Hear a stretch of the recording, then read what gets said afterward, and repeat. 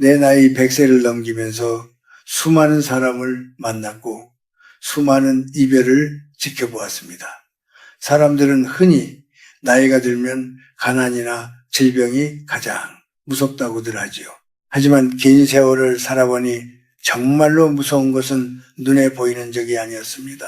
정작 우리를 무너뜨리는 것은 평생을 믿고 사랑해온 가장 가까운 곳에 있는 사람이더군요. 그 중에서도 혈육이라는 이름으로 곁에 머물며 우리의 영혼을 갉아먹는 이들이 있습니다. 오늘 저는 여러분에게 조금은 아프고 어쩌면 인정하고 싶지 않은 진실을 이야기하려 합니다. 50살이 넘고 예순이 되어 인생의 황혼기에 접어들었을 때 여러분이 가장 경계해야 할 사람은 멀리 있는 타인이 아닙니다. 바로 가족이라는 울타리 안에서 당연하다는 듯 여러분의 희생을 요구하는 이들입니다. 특히 이런 특징을 가진 사람을 곁에 두었다면 여러분의 노년은 평온할 날이 없을지도 모릅니다. 내가 아는 한 노 교수의 이야기를 해보겠습니다. 그는 평생을 자식들을 위해 헌신했습니다. 본인은 낡은 구두를 수선해 신으면서도 자식들은 남부럽지 않게 공부시키고 유학까지 보냈지요. 그는 그것이 부모의 마땅한 도리라 믿었고 나중에 자신이 늙으면 자식들이 그 빈자리를 따뜻하게 채워줄 것이라 의심치 않았습니다. 하지만 현실은 어땠는지 아십니까? 자식들은 부모의 헌신을 권리로 여기기 시작했습니다. 아버지가 더 이상 줄 것이 없다는 것을 깨달은 순간 그들의 눈빛에서는 공경이 사라지고 귀찮음과 냉소만이 남았습니다. 우리가 가장 조심해야 할 사람은 바로 고마움을 모르는 사람입니다. 그런데 이 고마움을 모르는 태도가 타인이 아닌 자식이나 형제에게서 나타날 때 그것은 칼날보다 더 깊게 심장을 찌릅니다. 그들은 말합니다. 부모니까 당연히 해줘야 하는 것 아니냐 하고 말이죠. 이 당연함이라는 단어처럼 무서운 것은 없습니다. 내가 준 사랑과 물질이 그들에게는 당연한 의무가 되고 내가 받지 못한 배려는 그저 내가 늙어서 겪어야 할 숙명이 되어버립니다. 젊은 시절에는 사랑만 있으면 모든 것을 이겨낼 수 있을 것 같지요. 하지만 노년의 삶은 사랑만으로 지탱되지 않습니다. 오히려 잘못된 사랑, 즉 상대를 괴물로 만드는 무조건적인 희생이 독이 되어 돌아옵니다. 내가 가진 마지막 한 방울의 에너지까지 다 짜내어 자식에게 주었을 때 그 자식이 감동하며 내 손을 잡아줄 것 같습니까? 안타깝게도 현실은 그렇지 않은 경우가 더 많습니다. 다 비워진 그릇은 던져지기 마련입니다. 여러분이 50대, 60대라면 이제는 냉정해져야 합니다. 가족이라는 이름 아래 행해지는 교묘한 착취를 사랑으로 포장하지 마십시오. 나를 존중하지 않는 사람, 나의 노고를 당연하게 여기는 사람, 그리고 내가 가진 것을 끊임없이 탐내는 사람은 설령 내 몸에서 난 자식이라 할지라도 가장 위험한 존재가 될 수 있습니다. 이것은 제가 100년을 살며 목격한 가장 슬픈 인간사의 단면입니다. 지혜로운 노년은 관계의 거리를 조절하는 것에서 시작됩니다. 내가 나 자신을 지키지 못하면 그 누구도 나를 지켜주지 않습니다. 특히 혈연으로 얽힌 관계일수록 그 선은 더 분명해야 합니다. 지금 여러분 곁에 있는 사람이 혹시 여러분의 희생을 발판 삼아 자신의 안락함만을 채우고 있지는 않은지, 여러분의 고통을 노년의 당연한 과정으로 치부하고 있지는 않은지 깊이 들여다보아야 합니다. 그것이 남은 생을 존엄하게 지켜내는 첫걸음입니다. 다음 부분에서는 우리가 왜 이런 관계에 빠지게 되는지, 그리고 그들의 구체적인 모습이 어떻게 우리의 삶을 파괴하는지 더 깊이 이야기해 보겠습니다. 그렇다면 우리가 경계해야 할 그 사람은 구체적으로 어떤 모습으로 우리 곁에 머물고 있을까요? 단순히 성격이 나쁘거나 화를 잘 내는 사람을 말하는 것이 아닙니다. 진짜 무서운 사람은 부모나 형제의 마음속에 있는 죄책감을 이용하는 사람입니다. 그들은 우리를 사랑이라는 이름으로 조종하며 자신의 불행이나 실패를 늘 부모의 탓으로 돌리곤 하지요.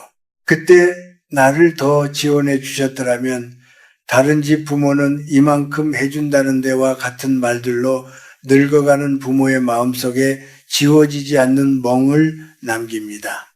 이런 이들은 대개 소유욕과 요구라는 두 가지 무기를 가집니다. 그들에게 부모는 존경받아야 할 인격체가 아니라 언제든 꺼내 쓸 수 있는 화수분 같은 존재입니다. 제가 오래전 만난 한 지인은 평생 모은 전 재산을 아들의 사업 자금으로 내주었습니다. 아들은 큰절을 하며 성공해서 효도하겠다고 약속했지요. 하지만 사업이 기울자 아들의 태도는 순식간에 변했습니다. 남은 집 한 채마저 처분해달라고 요구하며 만약 거절하면 죽어버리겠다거나 다신 손주들을 보여주지 않겠다는 식으로 협박 아닌 협박을 했습니다. 부모의 가장 약한 고리인 자식과 손주를 볼모로 삼아 노년의 마지막 생명줄을 뺏으려 한 것입니다. 이것은 단순히 돈의 문제가 아닙니다. 에너지의 문제입니다.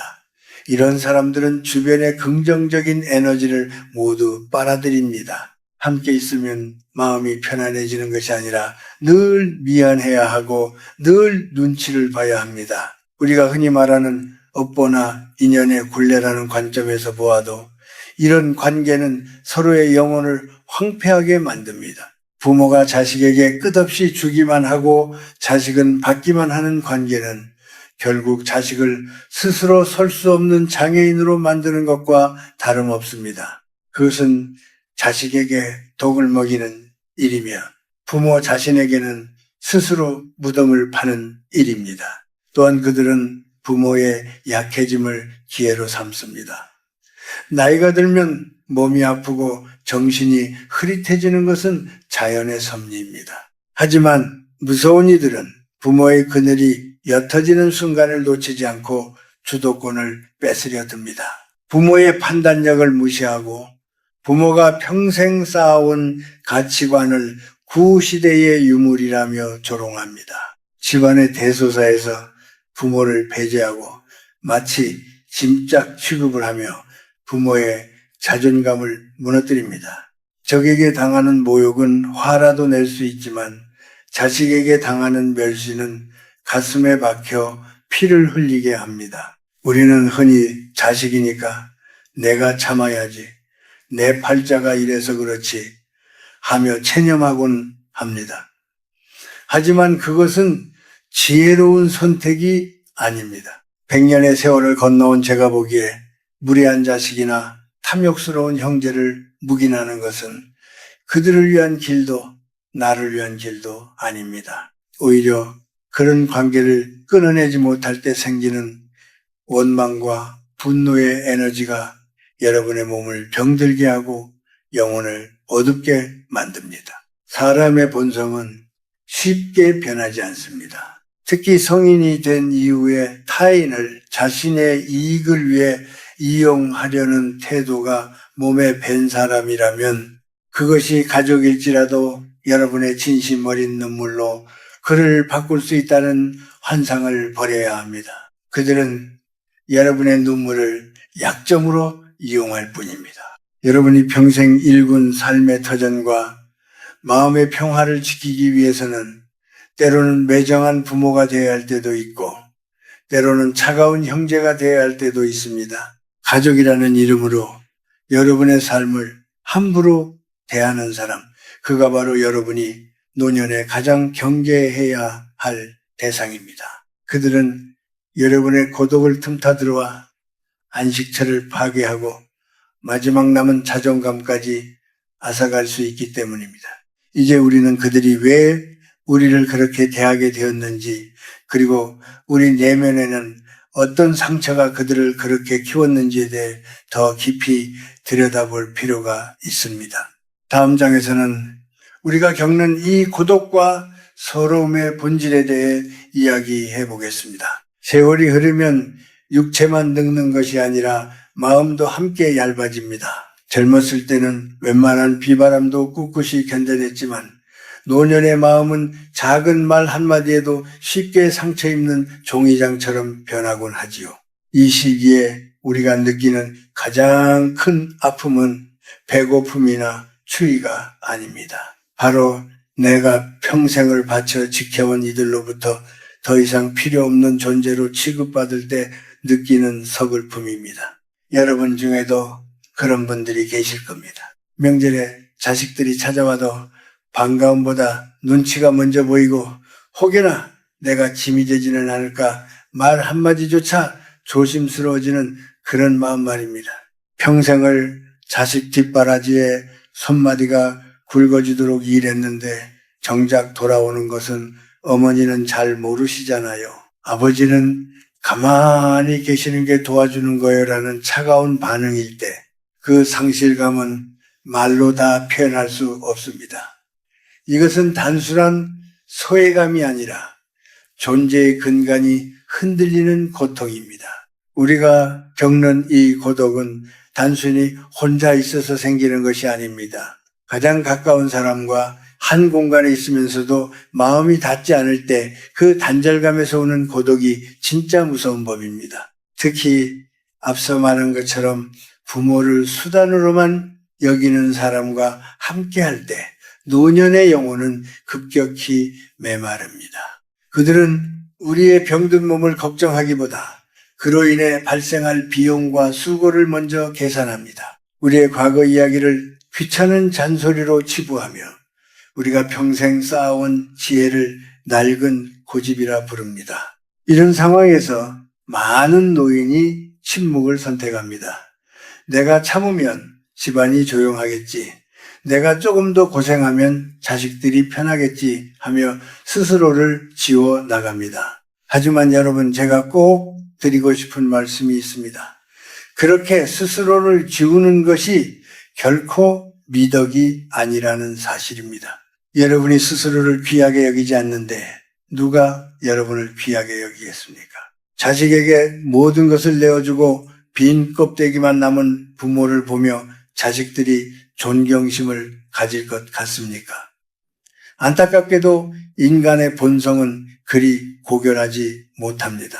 오히려 만만하게 보고 함부로 대해도 되는 존재로 인식하기 쉽습니다. 우리는 흔히 정의라는 이름으로 이 모든 부당함을 덮으려 합니다. 하지만 그 정의 독이 되어 돌아올 때 우리는 스스로를 원망하며 깊은 우울의 덤프로 빠져듭니다. 잠 못 드는 밤 천장을 보며 내가 누굴 위해 이렇게 살았나 하는 회한이 밀려올 때 그 에너지는 고스란히 우리의 건강을 해치게 됩니다. 미움과 서운함은 마음의 암세포와 같아서 그것을 억지로 누르고 참기만 하면 결국 나 자신을 파괴하게 됩니다. 또한 이 시기에 겪는 가난과 소외는 단순한 물리적 결핍 이상의 의미를 갖습니다. 그것은 존엄의 상실입니다. 젊어서는 가난해도 꿈이 있고 힘이 있어 이겨낼 수 있지만 늙어서 겪는 무시는 회복할 힘조차 앗아갑니다. 특히 나를 가장 잘 아는 가족이 나의 치부를 건드리고 나의 약점을 비웃을 때 그 상처는 평생 치유되지 않는 흉터로 남습니다. 여러분, 지금 혹시 외롭고 서럽습니까? 자식들에게 서운한 마음이 들어 눈물 짓고 계십니까? 그렇다면 그것을 당연한 노년의 과정이라 생각하지 마십시오. 그것은 여러분의 영혼이 보내는 구조 신호입니다. 더 이상 이렇게는 살 수 없다는 나를 좀 더 아껴달라는 내면의 목소리입니다. 내가 평생을 일구어온 삶이 타인에 의해 혹은 잘못 키운 자식에 의해 훼손당하도록 내버려 두지 마십시오. 우리는 이제 이 서러움의 본질을 직시해야 합니다.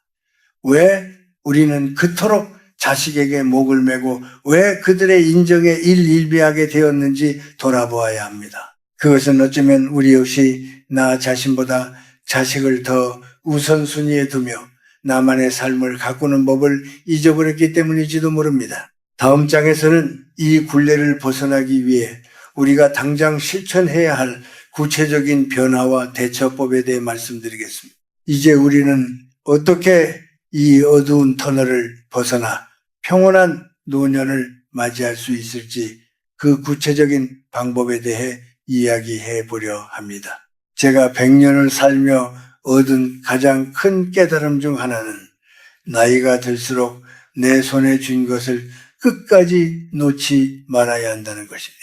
여기서 말하는 것은 단순히 돈이나 재산만을 의미하지 않습니다. 나 자신의 주체성과 삶을 결정할 권리, 즉 나만의 성벽을 지키라는 뜻입니다. 먼저 경제적인 독립을 절대로 포기하지 마십시오. 한국 부모들은 자식이 힘들다고 하면 자신의 노후 자금을 털어주는 것을 부모의 도리라 생각합니다. 하지만 그것은 자식을 돕는 길도 아니고 나를 지키는 길도 아닙니다. 부모의 손은 따뜻할 때만 자식이 잡는다는 옛말이 있지요. 슬프지만 사실입니다. 내가 줄 것이 있을 때는 자식들이 주변을 맴돌지만 모든 것을 내어준 뒤 빈손이 되었을 때 그들의 태도가 변하는 것을 저는 수없이 보았습니다. 마지막 한 푼까지는 아니더라도 내가 남에게 아쉬운 소리 하지 않고 살 정도의 재산은 반드시 본인의 명의로 쥐고 계십시오. 그것이 자식에게 무시당하지 않는 최소한의 방어막이 됩니다. 둘째로 자식과의 관계에서 기대를 버려야 합니다. 서운함은 언제나 기대에서 시작됩니다. 내가 이만큼 해줬으니 너도 이만큼 해야 한다는 생각. 내가 늙었으니 네가 나를 보살펴야 한다는 그 마음을 내려놓으십시오. 자식은 내 소유물이 아니라 잠시 나를 거쳐간 손님일 뿐입니다. 그들이 내 기대에 미치지 못한다고 해서 화를 내거나 슬퍼하기보다는 그래, 너는 너의 삶을 사는구나. 나는 나의 삶을 살겠다는 초연한 태도가 필요합니다. 자식의 효도를 바라기보다 내가 나를 어떻게 효도할지를 먼저 고민하십시오. 셋째로 말을 줄이고 침묵의 힘을 기르십시오. 나이가 들면 서러운 마음에 자꾸 지난 날을 이야기하거나 훈계를 하고 싶어집니다. 하지만 그것은 자식들에게 잔소리로 들릴 뿐이며 관계를 멀어지게 하는 지름길입니다. 자식이 무리하게 굴거나 상처를 주는 말을 할 때 같이 소리를 지르며 싸우기보다는 차라리 자리를 피하고 입을 닫으십시오. 감정을 쏟아내는 대신 고요히 자신의 시간을 갖는 모습이 오히려 상대에게 더 큰 무게감으로 다가갑니다. 만약 지속적으로 선을 넘는 무례를 범한다면 단호하게 거리를 두십시오. 가족이라 해서 모든 무례를 참아줄 의무는 우리에게 없습니다. 또한 집안에만 갇혀있지 말고 밖으로 눈을 돌리십시오. 내 삶의 중심을 자식에게서 나 자신으로 옮겨와야 합니다. 젊었을 때 해보고 싶었던 공부를 시작해도 좋고 마음이 맞는 친구들과 소소한 모임을 가져도 좋습니다. 내가 즐겁고 내가 바쁘면은 자식의 연락 한 통에 일희일비하지 않게 됩니다. 내가 스스로를 행복하게 만들 수 있을 때 비로소 타인 자식 포함에 의한 상처로부터 자유로워질 수 있습니다. 마지막으로 물건을 정리하듯 인간관계도 정리하십시오. 나를 힘들게 하는 사람이 가족이라 할지라도 그 관계가 나의 영혼을 파괴한다면 적절한 거리를 두는 심리적 분리가 반드시 필요합니다. 미안해할 필요 없습니다. 여러분의 남은 생은 그 누구를 위해서가 아닌 오로지 여러분 자신을 위해 쓰여야 할 소중한 시간이기 때문입니다. 이런 변화들이 처음에는 냉정하게 느껴질 수도 있고 주변에서 모질다는 소리를 들을 수도 있습니다. 하지만 진정한 평안은 나 자신을 존중하는 법을 배울 때 찾아옵니다. 이제 마지막으로 우리가 어떤 마음가짐으로 남은 생을 마무리해야 할지에 대해 말씀드리며 이야기를 맺으려 합니다. 인생이라는 긴 여정의 끝자락에 서서 돌아보니 결국 남는 것은 내가 얼마나 소유했는가가 아니라 내 마음이 얼마나 평온했는가 하는 것이더군요. 우리는 평생을 누군가의 부모로, 누군가의 자식으로, 또 누군가의 뒷바라지를 하는 사람으로 살아왔습니다. 하지만 이제는 그 모든 무거운 짐을 내려놓고 오롯이 나로 돌아가야 할 시간입니다. 제가 오늘 여러분께 드린 이야기가 조금은 차갑고 매정하게 들렸을지도 모릅니다. 하지만 이것은 제가 100년이라는 시간을 통과하며 얻은 가장 따뜻한 자기 방어의 지혜입니다. 마지막으로 제가 꼭 당부드리고 싶은 것은 자신의 노년을 기다림의 시간으로 채우지 마시라는 점입니다. 자식의 전화 한 통을 기다리고 손주들이 찾아오길 기다리며 문 밖을 서성이는 삶은 그 자체로 고문과 같습니다. 기다림이 길어지면 서운함이 쌓이고 서운함이 깊어지면 결국 원망이 되어 돌아옵니다. 그 원망은 상대방뿐만 아니라 나 자신의 영혼을 먼저 태워버립니다. 이제는 기다리는 사람이 아니라 스스로를 찾아가는 사람이 되십시오. 오늘 내가 먹고 싶은 음식을 정성껏 차려 먹고 내가 좋아하는 꽃 한 송이를 식탁에 올리며 나 자신과 대화하는 즐거움을 배우셔야 합니다. 또한 용서에 대해 다시 한번 생각해 보셨으면 합니다. 나에게 상처를 준 사람, 특히 그 대상이 가족이라면 용서하기가 쉽지 않을 것입니다. 하지만 제가 말하는 용서는 그들의 잘못을 없던 일로 해주는 것이 아닙니다. 그들이 나에게 준 고통의 사슬에서 나를 해방시키는 것입니다. 그들을 미워하느라 귀한 에너지를 낭비하지 마십시오. 미움도 일종의 관심입니다. 그저 무심해지십시오. 그 사람은 그럴 수밖에 없는 사람이구나 하고 인정해버리고 내 마음의 방에서 그들을 조용히 내보내는 것입니다. 그것이 진정한 의미의 평안입니다. 노년의 아름다움은 주름진 얼굴이 아니라 그 주름 속에 담긴 깊은 넉넉함에서 나옵니다. 자식의 무례함에도 흔들리지 않고 세상의 소란함에도 평정을 유지하는 그 품격 말입니다. 그 품격은 내가 나를 사랑할 때 비로소 완성됩니다. 여러분은 그럴 자격이 충분한 분들입니다. 자식들을 키워냈고 사회를 지탱해왔으며 숱한 고난을 이겨내며 여기까지 오셨지 않습니까? 이제는 그 공로를 세상이 알아주길 바라지 말고 여러분 스스로가 높이 사주십시오. 제가 100세를 살며 깨달은 가장 큰 행복은 거창한 성공이 아니었습니다. 아침에 일어나 맑은 공기를 마실 수 있다는 것, 내 손으로 책장을 넘길 수 있다는 것, 그리고 누구에게도 휘둘리지 않는 내 마음의 주인으로 살 수 있다는 것, 그것이면 충분했습니다. 여러분의 남은 생이 자식이나 타인의 시선에 갇힌 노예가 아니라 자기 삶의 존엄한 주인으로 빛나기를 간절히 바랍니다. 어둠이 깊을수록 별은 더 밝게 빛나는 법입니다. 노년이라는 어둠이 찾아왔을 때 여러분의 내면에 간직한 지혜와 평온함이 아름다운 별빛이 되어 여러분의 길을 비추어 줄 것입니다. 부디 스스로를 아끼고 또 아끼십시오. 여러분이 행복해야 비로소 세상도 평화로워지는 법입니다. 긴 시간 제 이야기를 들어주셔서 감사합니다. 여러분의 앞날에 고요하고 깊은 평안이 늘 함께 하기를 기도하겠습니다.